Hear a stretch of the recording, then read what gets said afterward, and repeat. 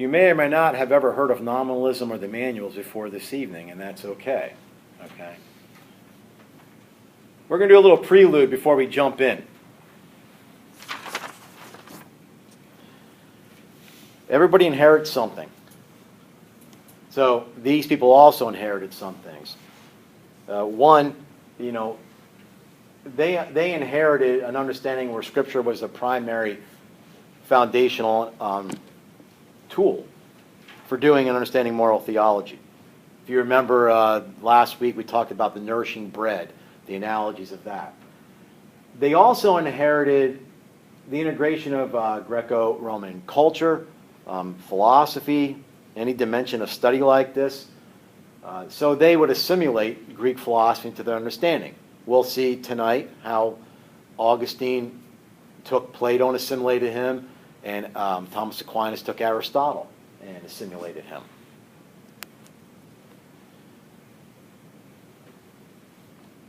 They also tried to assimilate spiritual morality, and let's just say they understood that the call of the gospel was to bring us to perfection.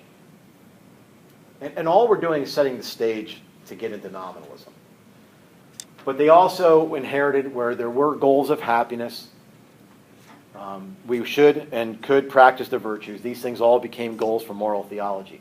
Now, if it seems like, well, these are a lot of the things we talk about today, you're going to get how it's a contrast for what's coming next and then what at post-Vatican II we pulled out of.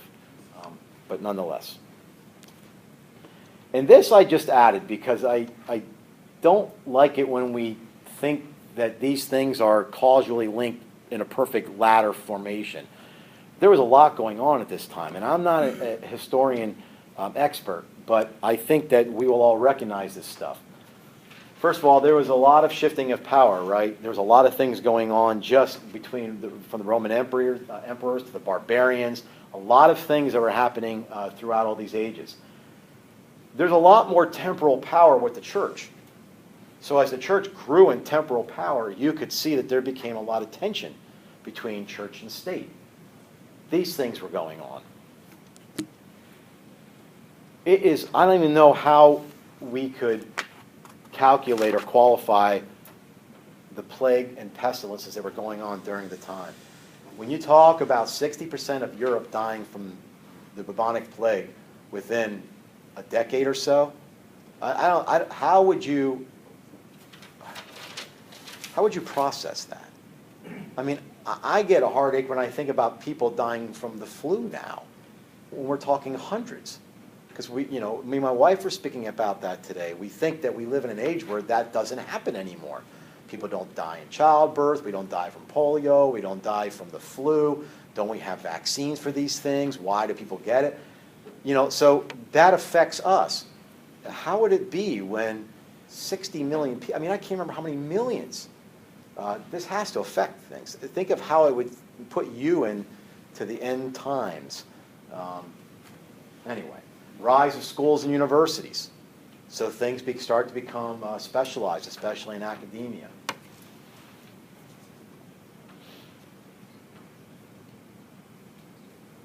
Let's see if there's anything else.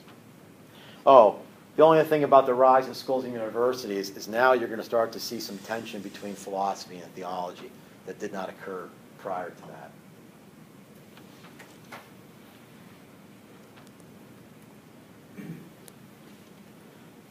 Pink Hairs doesn't talk about this, but it'd be a good little blurb introduction as we move into talking about nominalism. It's known as the problem of individuation, and all that means is what makes you and I individuals from each other, right? So it has to do with the unity and distinction between how is there one that we can call all things one, but yet there's many of us, but yet we are individuals amongst them. And I'm going to talk about this more on the next slide. But here's the reality of it. We share a nature. You and I do. We share a human nature. But the reality is we're different people. In what way are we different? None of this stuff may be on the front burner for us, but for the medievals. And I was going to bring my book. I didn't. I have a book that's around 700 pages that just addresses the various modes of philosophies of individuation during the medieval period. I mean, this was big on their radar. If you guys ever heard of Boethius and his identification as a person, right? We are rational animals. Well, he's, you know, we got to go farther now. What makes the one rational animal different from another? Well, this was the problem of individuation. So we all share a nature, but yet we're different. So we are distinct from the other, but we have the same nature. So how would this fit into what we're talking about today? Well, think of it. We have a God with one nature, but he's three individual persons. How does that work? Socrates and Plato both share the nature of human nature, but they're different people. So what are the theories of this? So a lot of what we're talking about, arose through here. And when I say an aside, like I'm saying right now, it's not part of course content, but I'll just throw it out there for you. I'll give you some examples. Thomas Aquinas would say that our individuation is, he calls it substantial matter. So it's not just flesh, it's my flesh. But we all share the same form. So our soul is our form. That's God-given, and we all share that, which makes us all humans. But yet my substantial matter is different than your substantial matter. Well, Duns Scotus would have a different theory. Because there's problems with all of these. I mean, when you and I die, our bodies don't go with us. So how are we going to tell who's who up there? I mean, if we're only talking about form. So anyway, this has to do with our understanding of how the Trinity can be one yet distinct, and how each of us can be part of and share the same nature, but we're distinct. So it's not just this medieval nonsense that it never happened. People always say all they worried about was how many angels can dance on the head of a pin. I don't know where that ever came up. They were talking about some very deep things that have bearing on us in life. It may not be on the front burner of everybody, going through their daily life, but nonetheless, it's important in the study of theology. Okay. So,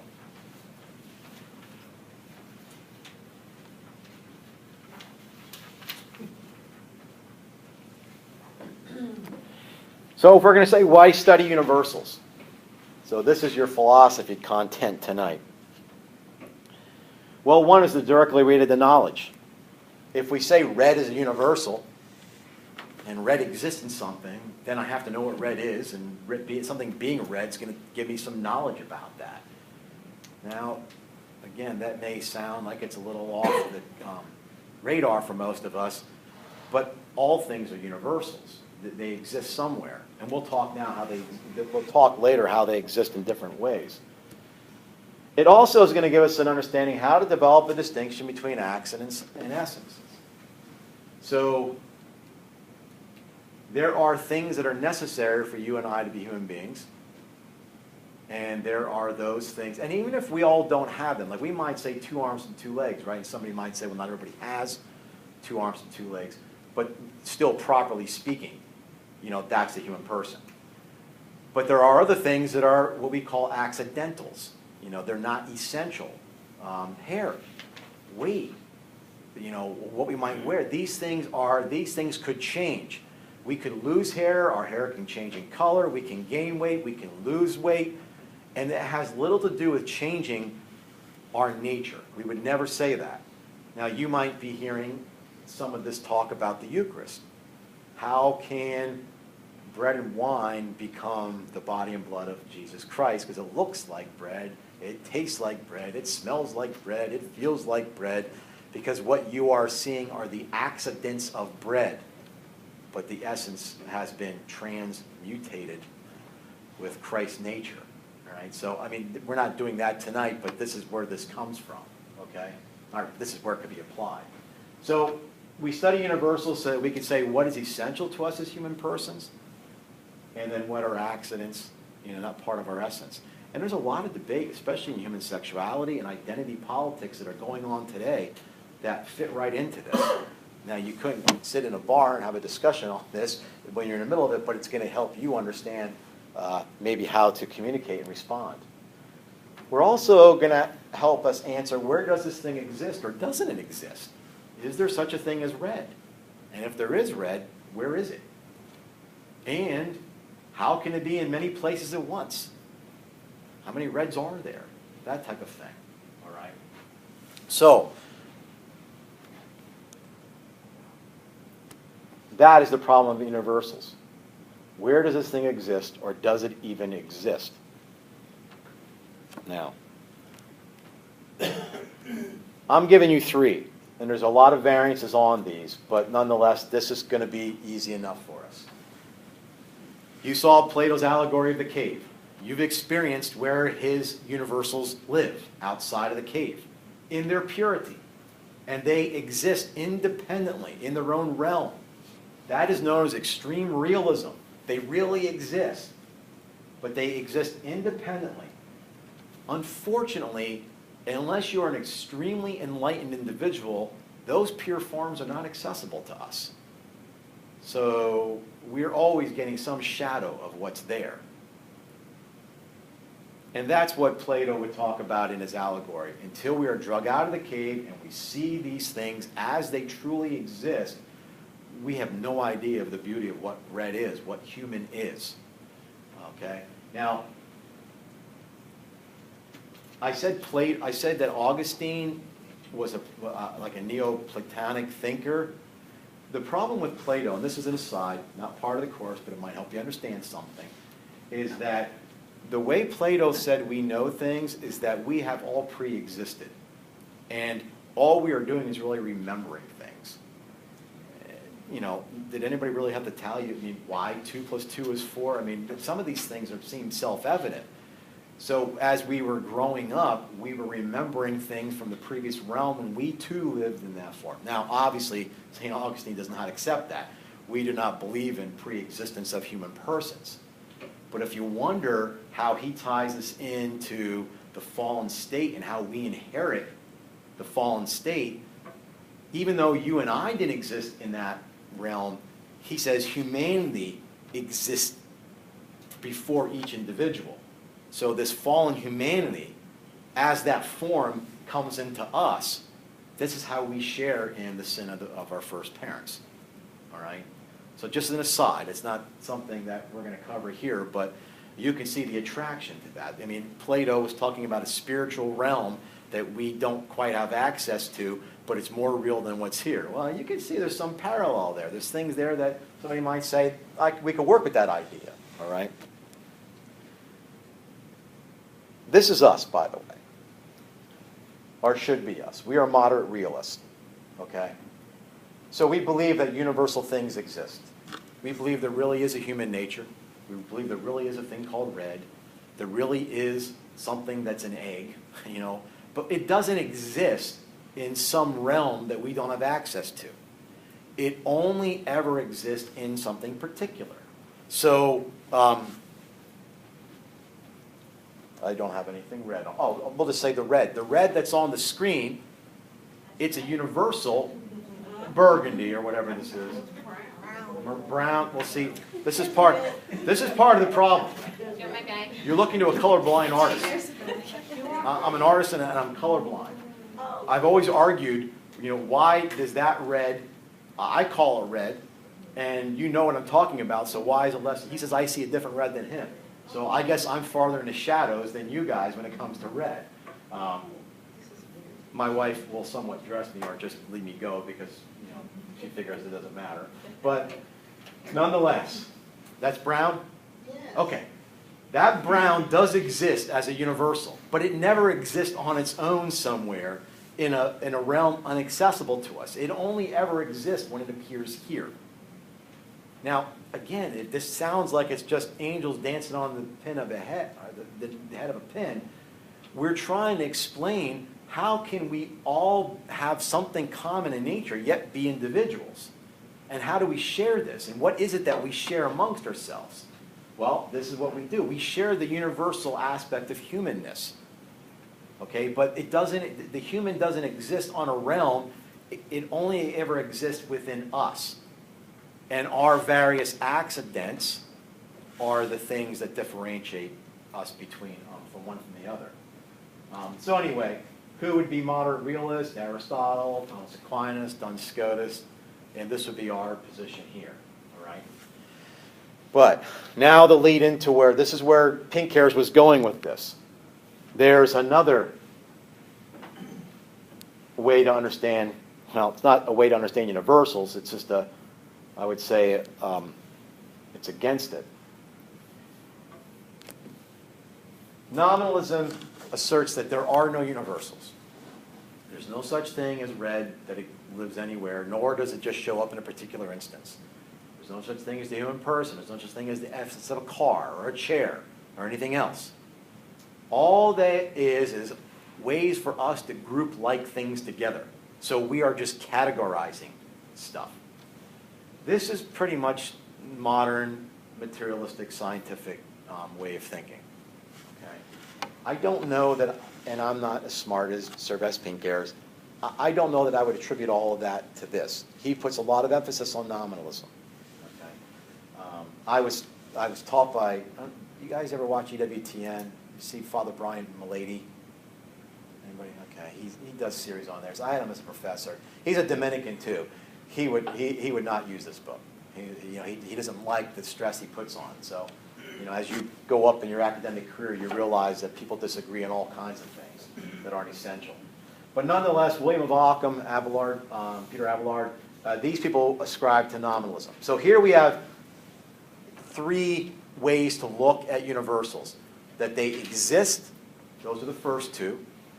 The first one says, well, they exist on their own, and somehow only the very enlightened would have access to them.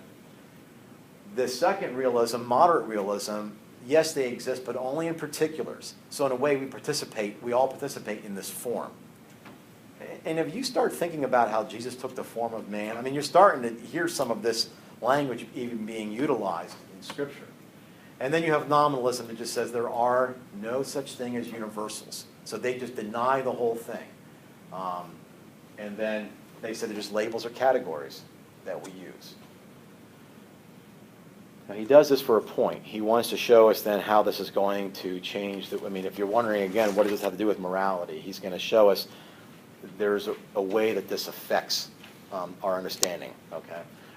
Just as an aside, the nominalism, part of the issue here, and the problem with it is when people say that there's no nature to a chair, when we all know what a chair is. At some point, we stop calling it a chair. We don't care if it has we might care if it has 2 legs. It has 3 legs, 4 legs, 5 legs. We'll still call it a chair. A stool, fine, it's all a chair. At some point, it stops being a chair. So when somebody says, all those chairs over there, you're almost saying there's something common between them. You can't just say, but I'm just categorizing all of those. You're almost caught, and Peter Kraft, if you know of him, he really builds out this argument saying that this undermines their understanding that there is no universal nature. Okay. One last aside. These things are really beaten up today, and rightfully so.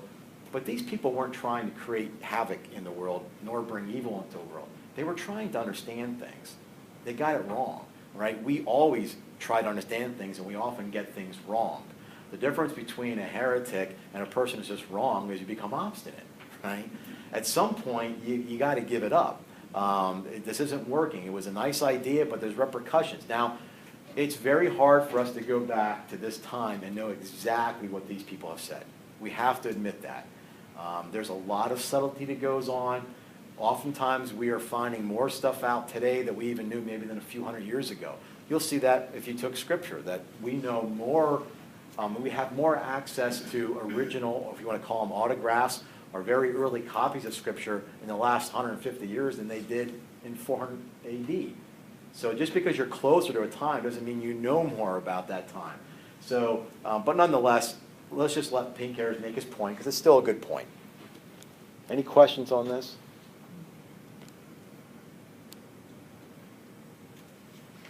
So he calls it the nominalistic explosion. And he's going to talk about, and I want you to pay good attention to this so that you know you get this point. Hint, this may show up as a quiz question. Okay. Once that you say there's no nature present, you're almost going to have to dismiss natural inclinations. Because natural inclinations are based on things that are natural to us. All right?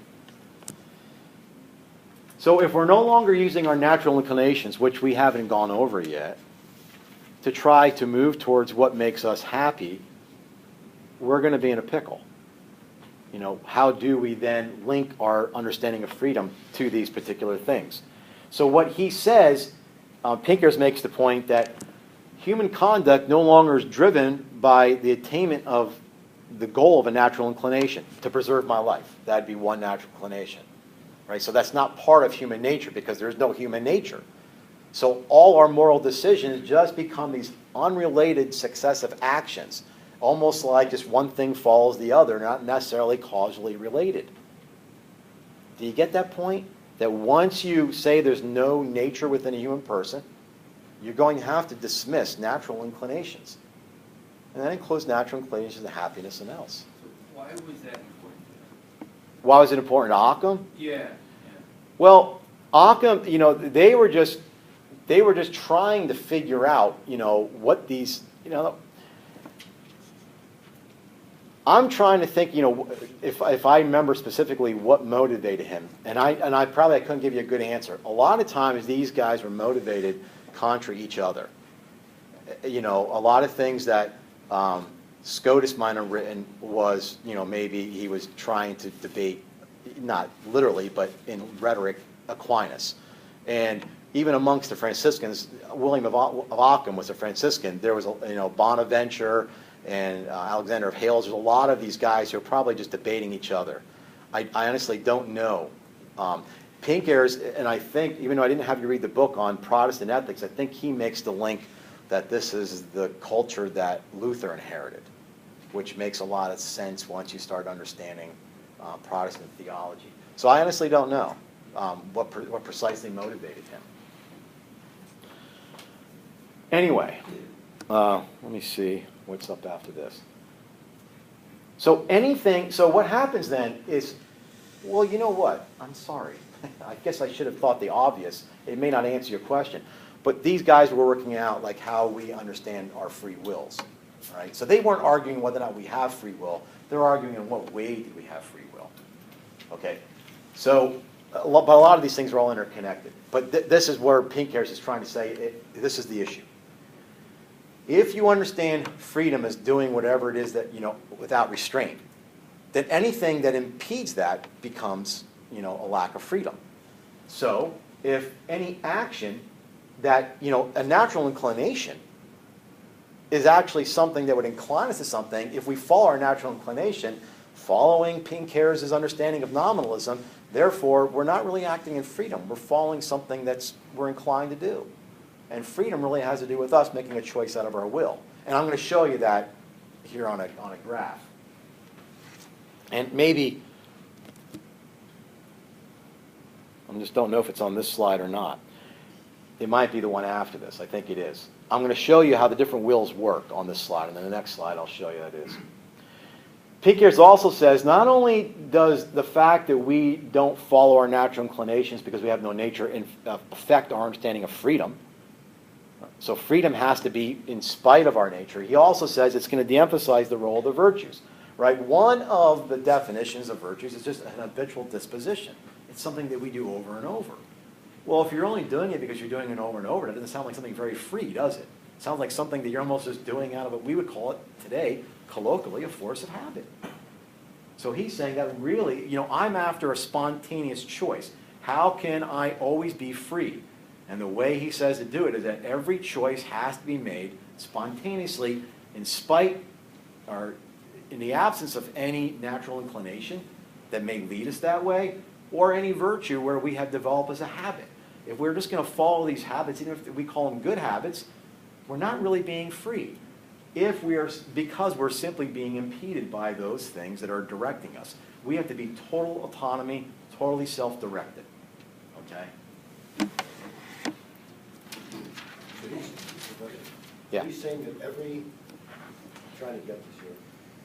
He's saying that every decision that we make is not based upon any other prior decision. Yeah, which is right. Separate. Correct. That's why he says it's really an unrelated successful actions that one are following the other.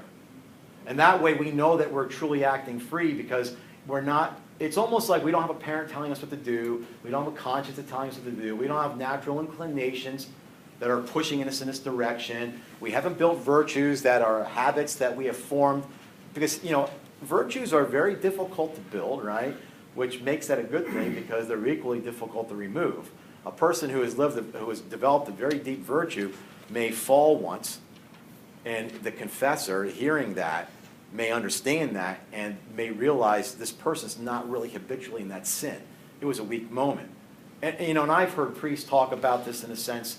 If a person has been married for 30-some years, was away on a convention, you know, had, you know, an adulterous affair that one time, does that's not a habit. I'm not talking about it not being a mortal sin, but they're not so worried about that person's spirituality because that was a lapse of judgment and a weak moment.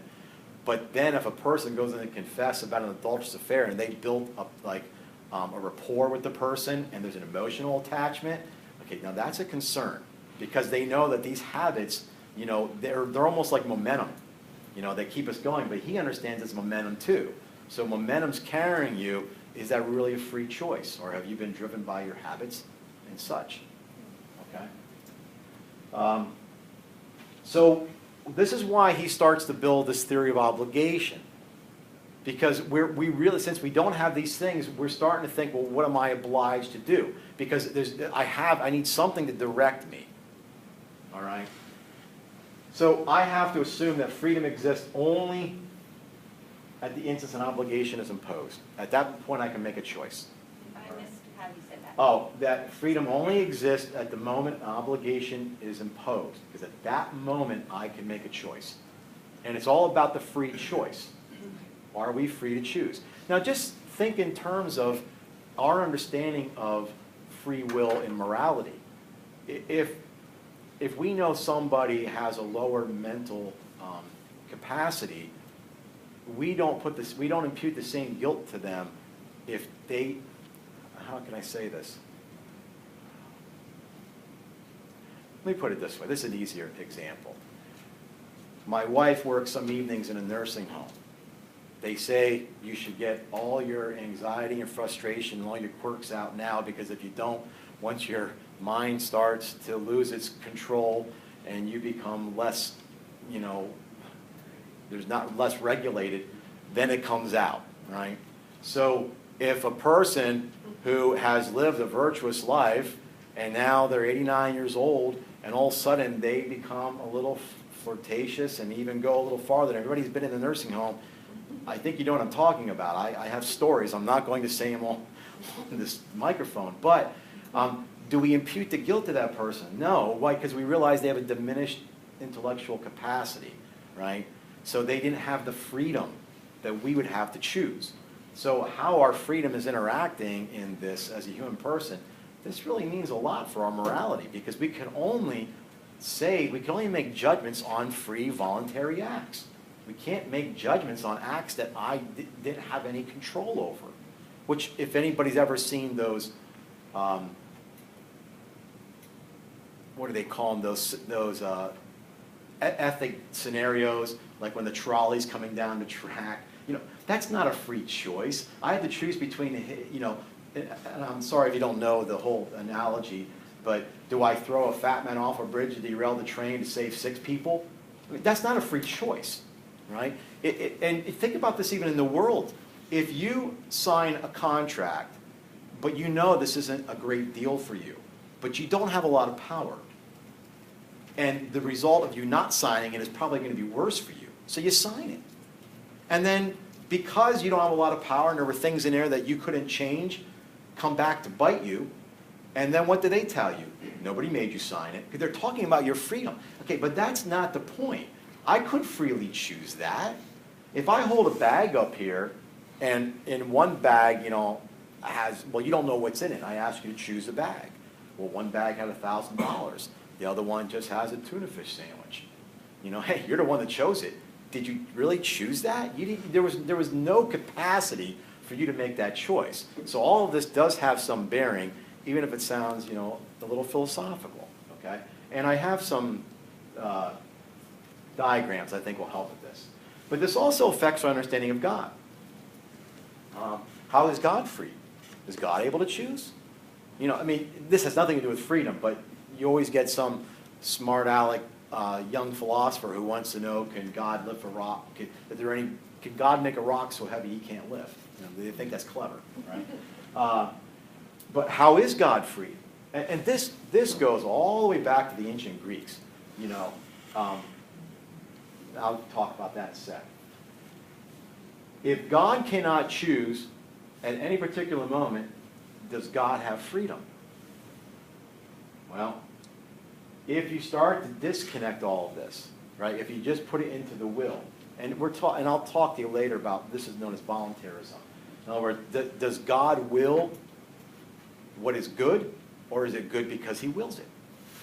Now that may sound like it's just a clever, rearrangement of words, but the ancient Greeks struggled with that. Do the gods say to be virtuous because that's good in itself, or are we virtuous only because God says it? So how does God have freedom? So if you disconnect the love and all the other aspects we're talking about from a nature, what we're left with is like our understanding of law. We need some sort of law to direct us.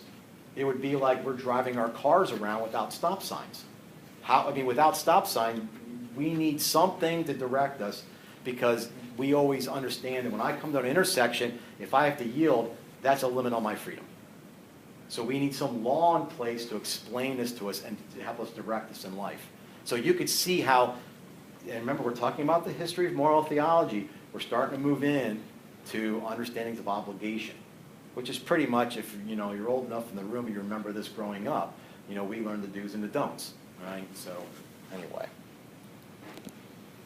I have to find a way to see what's coming next so I don't get too far out on it. Well, here we go. I knew it was going to be there soon. So there are people who say that if God has ultimate freedom, then could he change what is good and what is bad? Could he say that adultery is good? Is it only bad because he chose it? If we say, well, no, because adultery is bad because it goes against our nature. Oh, so you think we have a nature. But if you don't think we have a nature, you don't have a lot of things to grasp there. This becomes like what they would call the divine command theory. And there are some Protestant groups that kind of, ascribe to it. It's what God said. God could have made adultery a good thing, but he didn't. He made it a bad thing. Well, how do we know that it's a bad thing? Because he told us. So we need that law. We need the law to know what's good and bad, because we don't have these things within our natures to tell us. Now, obviously, we don't agree with that. It also gets rid of intrinsic evils. Something cannot always be evil. Again, what's the attraction to this? Well, it solves some issues. Nothing is only evil. It's only how we apply it. And it's if God calls it so. Theodicy is the problem of evil. How do bad things happen to good people? Well, it's because God had willed that to be good, and he willed that to be evil. I still think this is one of the major impediments to people with the faith. How is it that these floods and hurricanes hit, and you think of what happened in Haiti past and in Puerto Rico, what kind of God is this? We have a hard time reconciling how evil exists in the world and how it is that our God is good. So these all float around those issues.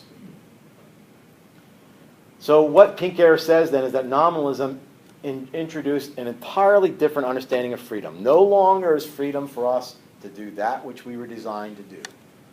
Like the person that can play a really good score on the piano is entirely free to play well.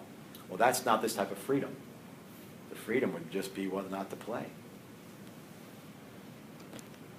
Okay, here we go. Let me put this up and then I'll explain it. And it's probably more nuanced than this, but I'm a very visual person, and I think it helps. So Aquinas says, here's how a choice happens. Our intellect, right, knows the good, and then and the good, we'll just call it X, and it informs our will. And the will follows the intellect, because the will then follow the good that has been proposed to it. And that way we've made a free choice. Now you could see already from the little bit I told you about nominalism and Occam, they're not going to like that. That's going to seem like that doesn't really seem like it's free.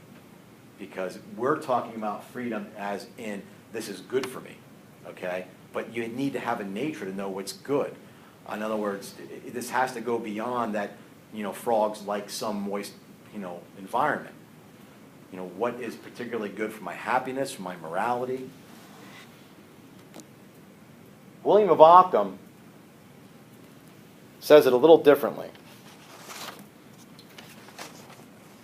William of Ockham says the will has to choose freely. And why I crossed out good was I'm trying to show that if the intellect proposes something, it's almost, you're imposing that on me. You're restraining my freedom. So the will really has to be spontaneous, entirely indifferent to what the intellect may propose. In other words, they're going to see if I were to follow the intellect, I'd be impeded by that, because whether it's a virtue that's a habit formed on me, or whether it's simply something in my nature, I'm not necessarily being free, because I'm following those things that are inclinations, I'm following those things that are particular habits. My freedom's only going to come from being spontaneous and in spite of all of that. Occam just thought, this is how I can explain freedom and how it works in our lives. And, he was a Christian. I mean, he was a Franciscan intellectual. You heard of Occam's razor. I mean, it's a famous statement. It has to do with always choose, I'm really paraphrasing, always choose the simplest of all the options. I mean, but Occam's razor is a colloquial statement that I hear it on the news. Okay, so these are just two forms of understanding of the will, all right, and how the will interacts. So you pretty much, let me see if there's anything more here. Yeah. Not entirely, but pretty much so, these broke down to two groups. The Dominicans, which is known as intellectualism, which is pretty much the accepted way that we understand. None of this has been, infallibly defined. The Catholic Church would never come up and define this. We're talking, they were trying to work out how our choices are happening, and are they happening free. But the Dominicans would say that they follow what's known as intellectualism, and that our end goal is the beatific vision. The Franciscans tend to be voluntaristic. That means the will chooses, and they say that we wind up with beatific love. Okay, let me give you an aside before we take a break here. But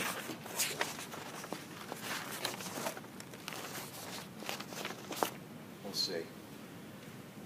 Just an aside, there's a lot of variances on all of this.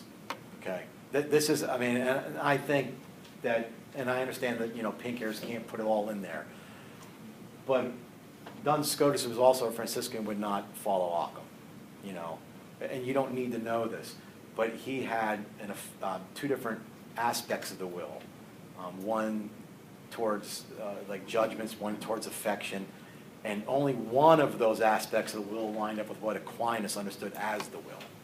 It's hard to compare these two things. Antonio Rosmini from the mid-1800s, the same thing.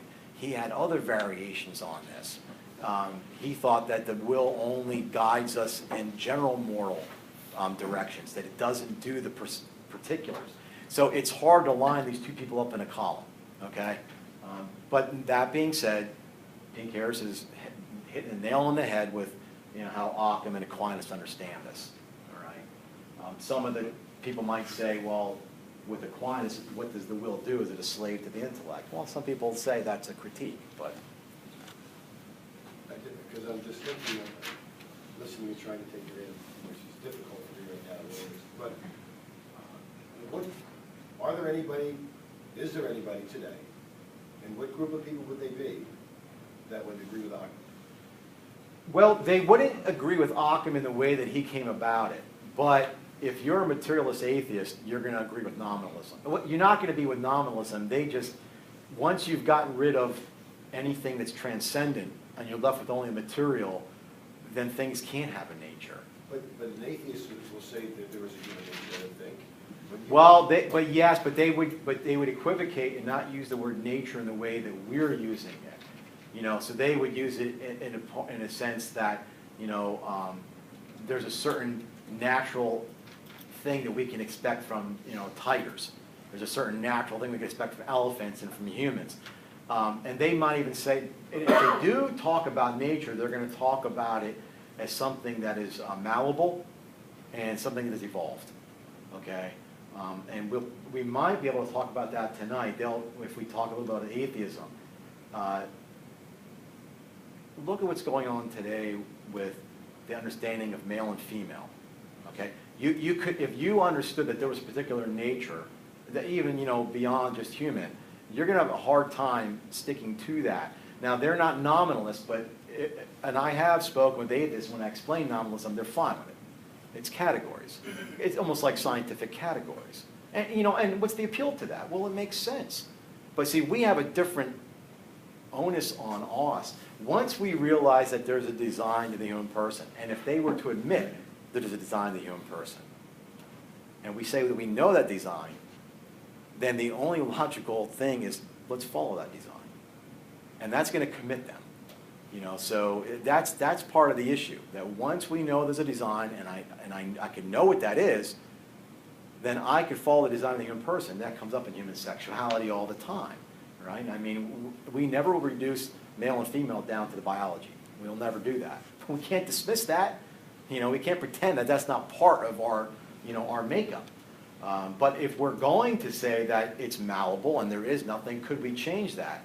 Now, there's a lot of philosophical problems with that even atheists, and I know, not personally, like the Catholic views on marriage and understandings of human sexuality, sex, and gender, I could think of two atheists that would agree almost wholeheartedly with us. I think they're very rational. They're not driven by identity. I want to call it politics, but ideology. So no, I don't know of anybody who's a flat-out nominalist, but there's plenty who would just flat-out deny that there's a nature to something. And if we don't get through all this tonight, well, then we'll figure out what to do. So with the whole nominalism thing, where does that like lead us into where we're going? Okay, well, that right here to the manuals. So what happens now? Okay, what happens now? This is where the rubber hits the road, and this is where we've inherited something that's like an obligation type theory. All right.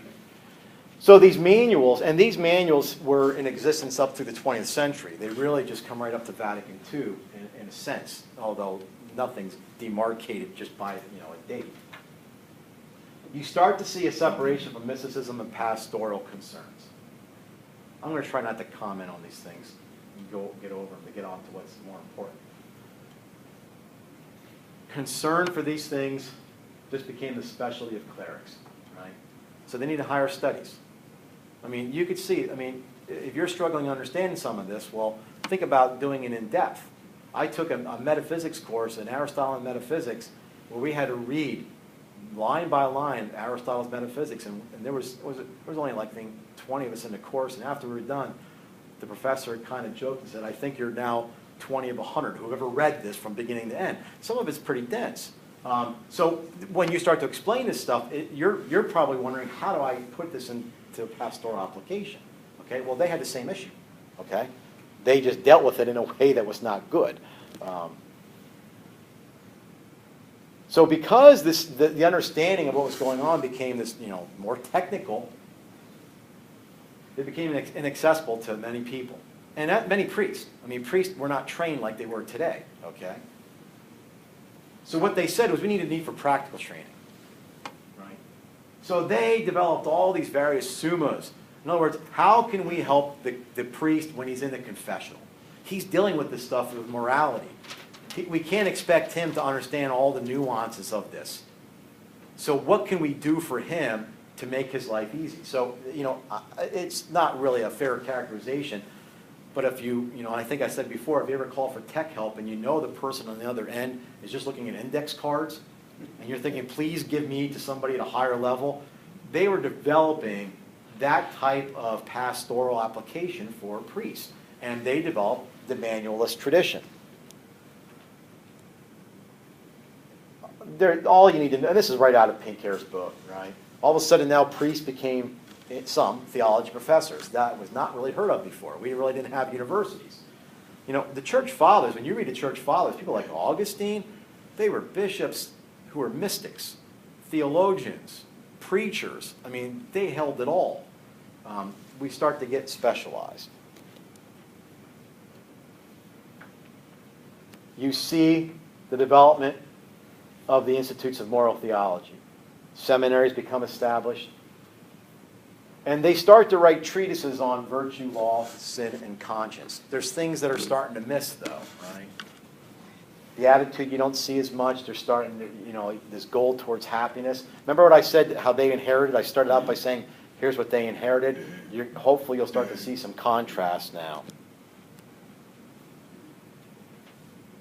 So as they were rearranging the subject matter, they really started to put everything in terms of obligation. We started doing moral theology by what we could or could not do. No longer we were talking about building virtues, issues of happiness.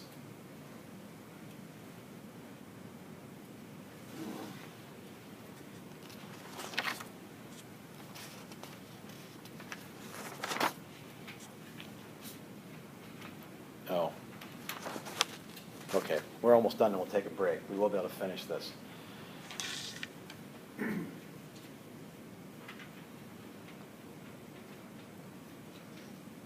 I think what Pinker says is really morality lost all of its dynamism during this point. And this stuff develops gradually. And, you know, and this is never to say that there weren't great mystical and spiritual leaders during that time. St. Alphonsus Liguori, patron saint of moral theology, among them. Okay, we'll talk about him in a second. Okay, but nonetheless. All right, so here's my John Madden moment. And I'm going to put it up there because it's going to look confusing, and I hope that it isn't once I explain it.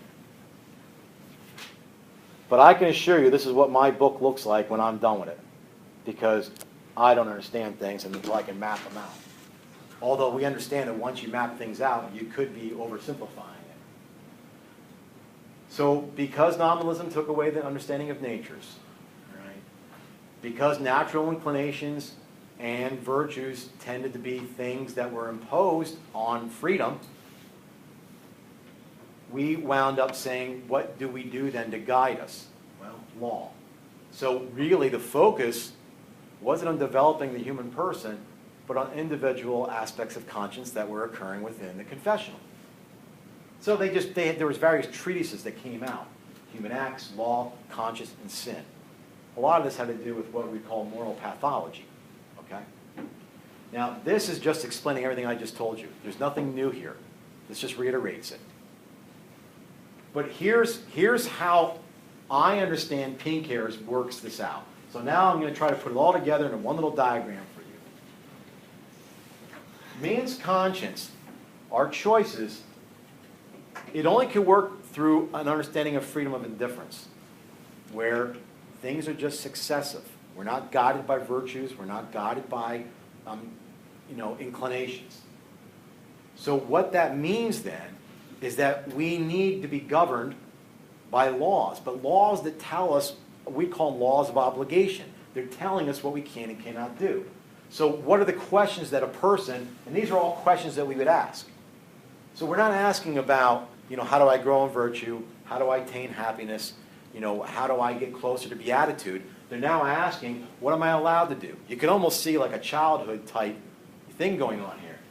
What is forbidden? What's allowed? What's obligatory? What is free for me to do? I mean, now before any of this sounds very odd, how many of us out there, what's the least I need to do to go to heaven? I don't want to do any more, but I don't want to do any less, because I want to go to the place that's the best, right? Like the psalm says. So all of these then fall under laws of obligation that are only, a product of our conscience being developed through this understanding of freedom being autonomous. So then what are we left with? We need to know the meaning of the law.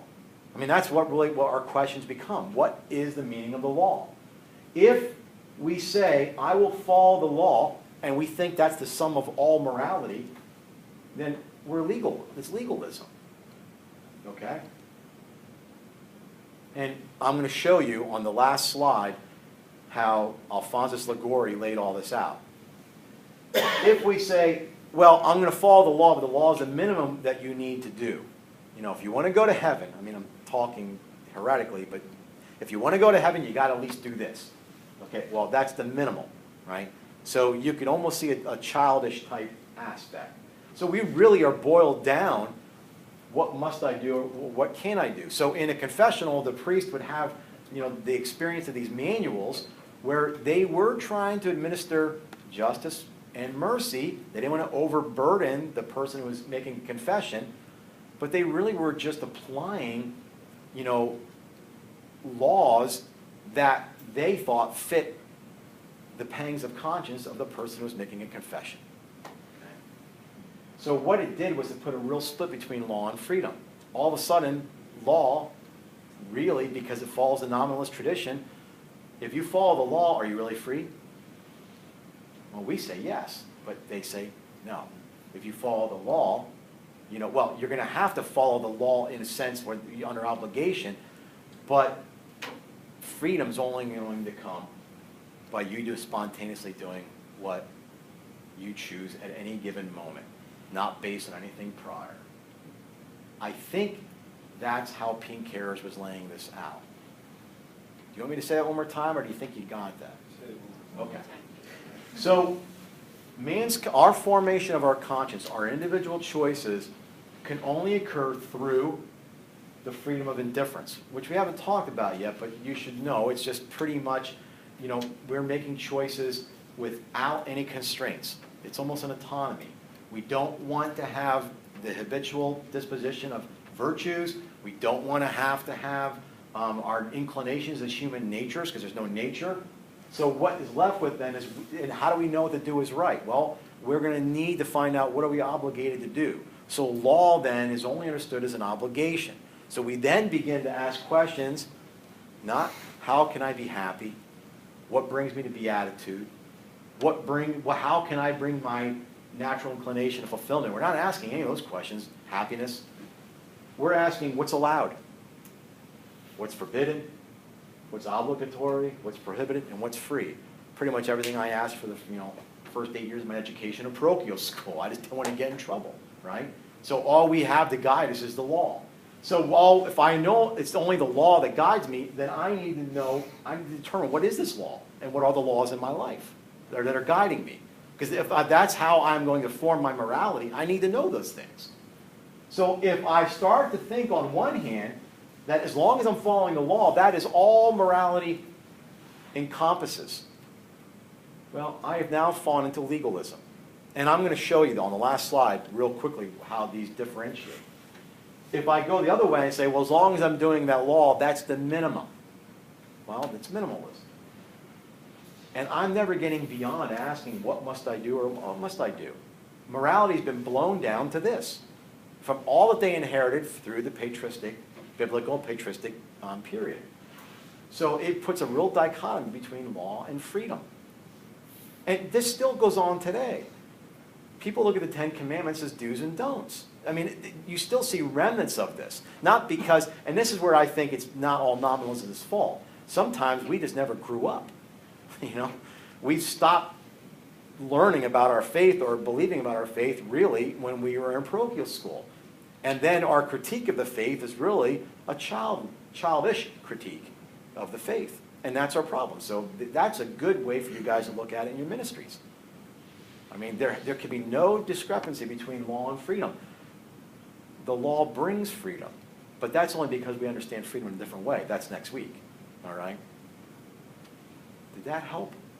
So why do we start with the medievals to get to this? Well, because that's where you find, when Pink Hair shows the rise of nominalism.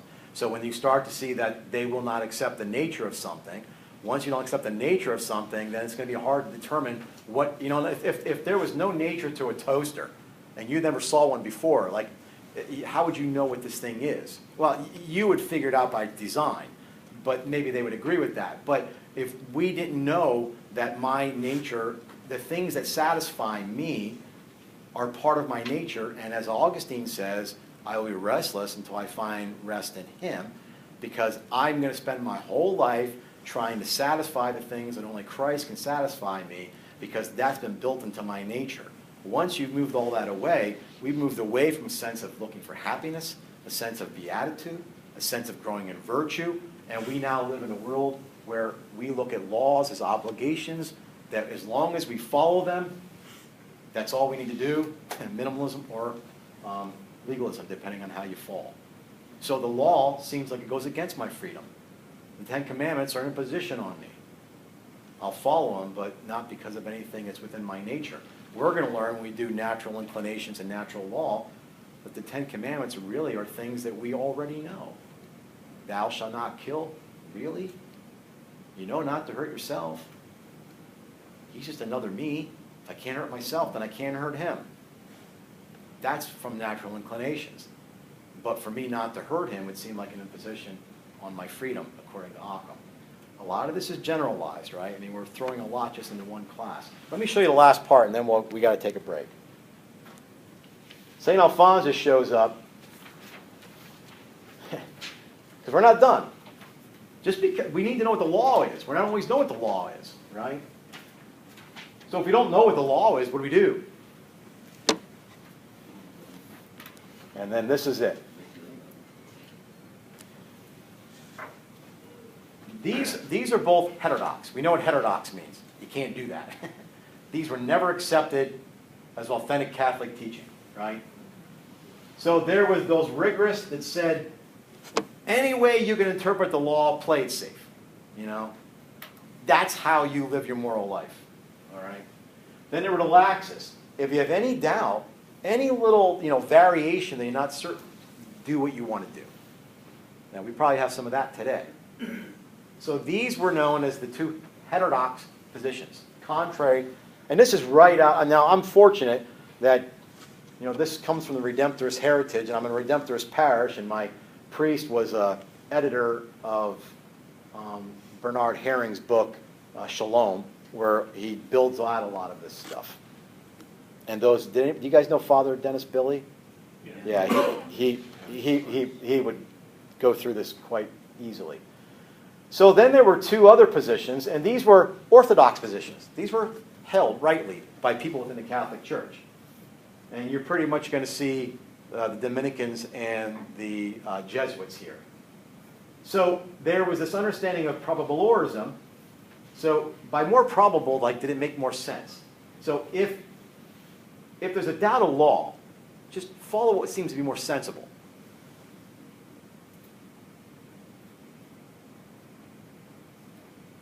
Probabilism, follow any sensible argument. Because if you doubt about the law, it doesn't bind. Now, I'm not going to pick on the Jesuits. But they're with this group. Okay? And you'll have the Dominicans over there. So, along comes St. Alphonsus Liguori. And he hits it right down the middle. And not to be undone, it's even called equiprobabilism. How's that again? Equiprobabilism. I was going to say, that's easy for you to say. Yeah. I mean, I didn't be saying it right. If you ever did a lecture at church, what do they tell you if you get a really hard word? Just say it like you know it. Because everybody else will think they're wrong. Or what did I hear? Henry Kissinger once said, somebody asked him, what does he like most about being famous? He said, if he's boring or uninteresting, and because he's famous, everybody else thinks it's because they don't properly understand him, So anyway. So what Alphonsus said was, if there's a doubt of law, all right, if there is a doubt of law, then you can follow liberty. In other words, does it apply? I mean, because everything's, these are not index cards. There's a lot of variations. If there's a doubt of fact, in other words, is that law binding on me? Or has it been fulfilled? Okay? Then you can follow the law. Let me see. Yeah. Follow the law if it's a doubt of fact, like is it binding? Or have liberty if you're not quite sure if the law speaks to this. So he really was trying to help people in the confessionals. How do I show mercy to these people so we don't burden their conscience? Now, I'm thinking, like, what's important to know about this is, really, first of all, rigorism and laxism are heterodox, right? The Catholic Church never really accepted these. Probabilism and probabiliorism, both were orthodox, but they still left questions. And don't forget that we're in an era where everything's based on obligation and how we're going to administer the sacrament of mercy to people. So Alphonsus comes along and says, okay, look, when the law's in question, okay, then allow them liberty in what they've done. Because we know that there's not a prescription on every blessed thing we do in our lives. If you've ever been in a confessional, sometimes you might have a hard time explaining what the situation is. And the priest may even share with you, rightly so, that's really not a concern. I've had people tell me, I didn't divulge their own confession, but that they were using the wrong language. In other words, they were saying how they felt, they were so, they felt so blessed because of the things that were happening in their family that they kind of felt like since they don't have anything to say for that, that maybe that was really diminishing other people's families. They don't have that. Why does that make me look better? And the priest rightly explained, you're confusing a blessing with being thankful. Okay. So, I mean, right there was an application of this, okay? There's no binding law in what you just said. Ease your conscience, right? That type of thing. There really is practical applications of all of this. But nonetheless, any questions on this? Where do the Franciscans fit in there? Probably with the Dominicans, okay? Probably with the Dominicans. And I only know that because I had Franciscan medieval philosophy with a friar from the University of Birmingham. Or he was at a seminary out there. And I asked him that very question because a lot of the literature doesn't say.